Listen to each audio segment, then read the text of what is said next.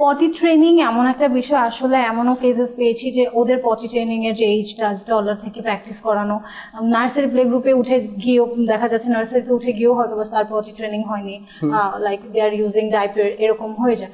এখন এই জিনিসটাও এই এজ থেকে যখন সে 2 বছর 2.5 এর প্লাস হয়ে যাচ্ছে, টলার এজে চলে আসছে, পটি ট্রেনিংটা ইন্ট্রোডিউস করতে হবে কিভাবে। কারণ এখন মোটামুটি তারা বুঝতে পারবে তাদের যখন ডাইপার ওয়েট থাকছে বা ডার্টি থাকছে, ওইটার অ্যাওয়ারনেস বা সাইড এফেক্টস গুলো বলতে হবে, তাকে পটি চেয়ার ইন্ট্রোডিউস করাতে হবে।